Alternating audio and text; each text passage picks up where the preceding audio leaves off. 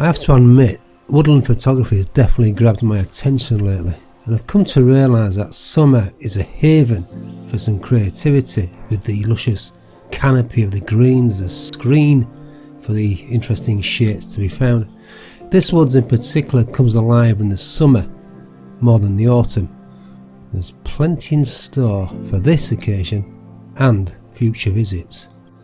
I know woodland photography can seem quite daunting, especially at first impression. As soon as you walk in, you're thinking, how on earth can I get a composition out of this?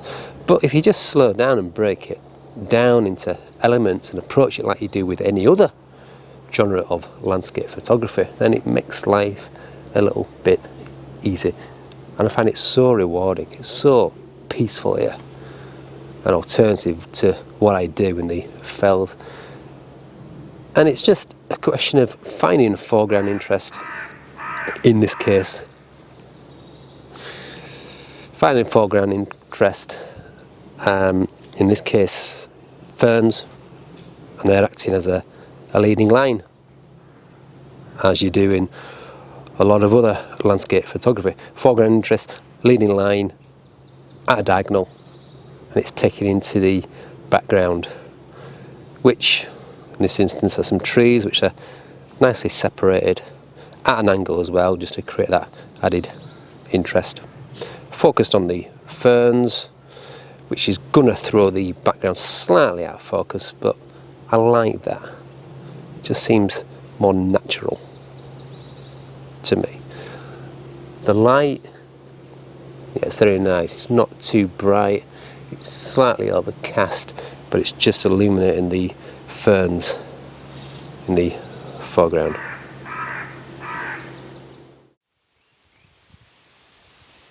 That familiar sound of the falling rain, but it felt quite welcoming given the environment I was in. This time, I wanted it to last. So you can probably hear that. The rain has come, but the beauty about woodland photography in the summer is that you've got a natural umbrella in the form of a canopy. Having said that, you're still getting through. Just explain where I am at this moment in time. This woodland is in 2 levels. I'm on the upper level, walking along the path, but further down it's like a 50-metre drop. There's another path which then leads you down to a stream as well. It's quite interesting. What I'm doing now is trying to avoid the rain, but what I'm looking at now is I'm looking through the canopy, and there's some wonderful shapes, forms, the twisted branches of the trees. So I'm going to get out the telephoto. I'm going to stay in this area for quite a while and just pick out the shapes. I'm getting wet. Goes with the territory, doesn't it? So another advantage of what I'm doing at this moment in time, i.e. remaining at a higher level and looking across through the canopy, is that I'm eliminating the sky, not the light. However, I'm still going to look towards the light because that can add interest, but if I start to include the sky, it just gets too overexposed and the eye goes straight to that part of the image. So I'm going to be disciplined now. I'm going to stick to my telephoto. I'm going to stay in this very spot for quite a while, because as I'm looking across through the canopy, there's different shapes, irregular shapes just standing out, which are creating a contrast against each other, and also the different tones in the greens as well. Just going to keep it simple.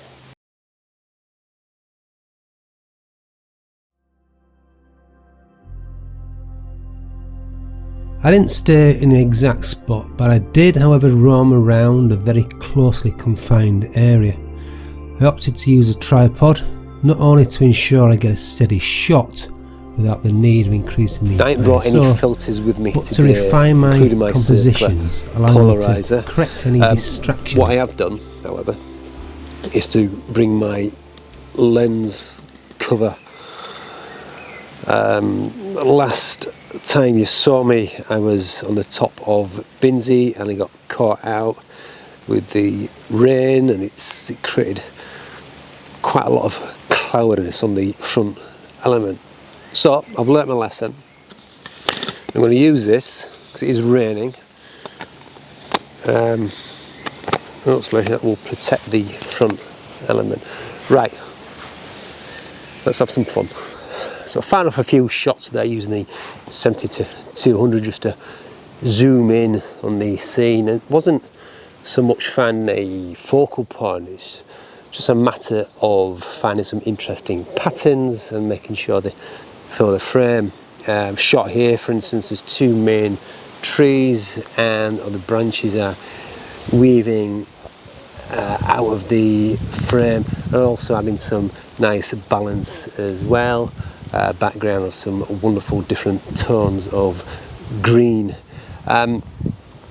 It is hard, don't get me wrong, it's hard, but I spent a good hour just to wander around, around a 50 square metre area, so I'm not frantically running around like an headless chicken. And just standing there, staring, letting my eyes wander till something interests me. And there's something over there as well now. It's good fun, this.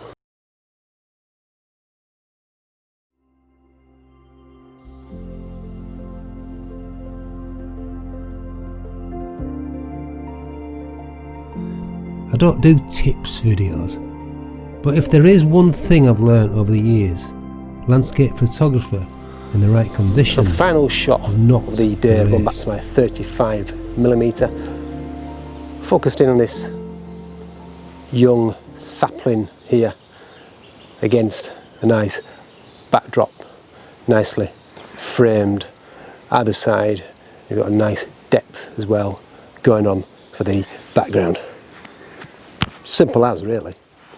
Focused on the sapling. I had to wait until the sun hid behind a cloud because it was just creating too much patches of contrasty light. So it's disappeared again, and that is it. That's it for another session of woodland photography. Hope you enjoyed it. Next week, no doubt, I'll be back hiking in the Lake District. Until next time, keep smiling. Bye bye for now.